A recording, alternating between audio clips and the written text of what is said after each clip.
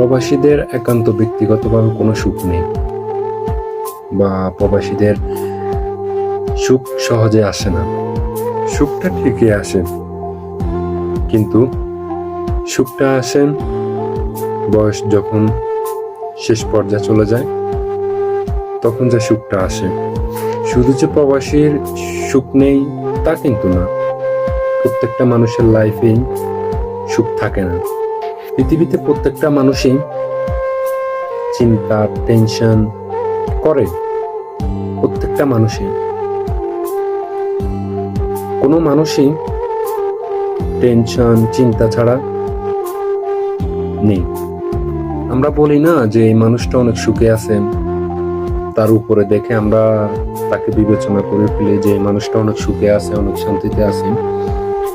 কিন্তু সে মানুষটাই ভালো করে জানে যে সে আদৌ কি সুখে আছে, সে আদৌ কি শান্তিতে আছে। আমাদের সমাজের কিছু লোক বা আমাদের আশেপাশের লোক আপনার মানুষের উপরের দিক দেখে বিবেচনা করে ফেলে যে মানুষটা অনেক সুখে আছে, অনেক শান্তিতে আছে, এই মানুষটা অনেক খারাপ, এই মানুষটা অনেক কিছু। কিন্তু অথচ এই জিনিসগুলা দেখতে গেলে যে কি প্রপারলি সেই মানুষটা সুখে এনে, শান্তিতে এনে। দুনিয়াতে সবাই, এভরিথিং, সবাই কিছু না কিছু নিয়ে চিন্তিত, টেনশন, কষ্ট নিয়ে বুকে চাপা রাখে। কিন্তু কেউ এই জিনিসটা মনের দিক থেকে বিবেচনা করে না যে কি আমি মানুষটা গিয়ে পাশে বসে মানুষটাকে জিজ্ঞেস করি যে তুমি কেমন আছো, তুমি কি আদৌ কি ঠিক আছো। এই জিনিসগুলো আসলে আমরা জিজ্ঞেস করি না কাউকে, কিন্তু অথচ আমরা তাদের উপরের দিক দেখে তাদেরকে আমরা বিবেচনা করে ফেলি যে এই মানুষটা আসলে অনেক সুখে আছে, এই মানুষটা আসলে অনেক হ্যাপি আছে। সর্বশেষ একটা কথাই বলবো, যাদের আপন মানুষ আছে, যাদের ভালোবাসার মানুষ আছে, আর প্রত্যেকটা মা বাপকে বলবো যে আপনি আপনার ছেলেকে বা আপনি আপনার মেয়েকে জিজ্ঞেস করবেন যে তুমি কি ভালো আছো, তুমি কি ঠিক আছো।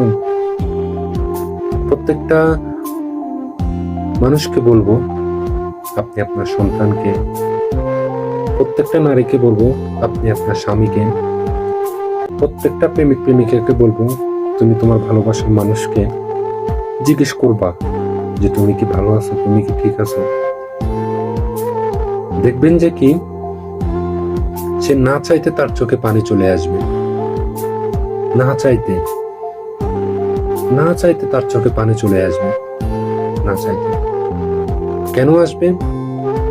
কারণ সে এই জিনিসটা চিন্তা করবে কেউ একজন তো আছে আমাকে জিজ্ঞেস করতেছে, কেউ একজন তো আছে যে আমার না বলা কথাগুলো সে বুঝতেছে, কেউ একজন তো আছে যে আমার কষ্ট হচ্ছে, আমি বলতেছি না, তারপরও সে এই জিনিসগুলো বুঝতেছে। প্রত্যেকটা মা বাপ, প্রত্যেকটা স্ত্রী, প্রত্যেকটা স্বামী, প্রত্যেকটা প্রেমিক প্রেমিকা জিজ্ঞেস করবেন, স্ত্রী স্বামীকে জিজ্ঞেস করবেন, স্বামী স্ত্রীকে জিজ্ঞেস করবেন, প্রেমিক প্রেমিকাকে জিজ্ঞেস করবেন, প্রেমিকা প্রেমিককে জিজ্ঞেস করবেন,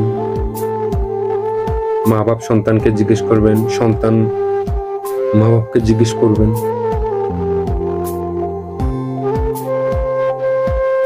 শেষ কথা হচ্ছে এতটুকুই।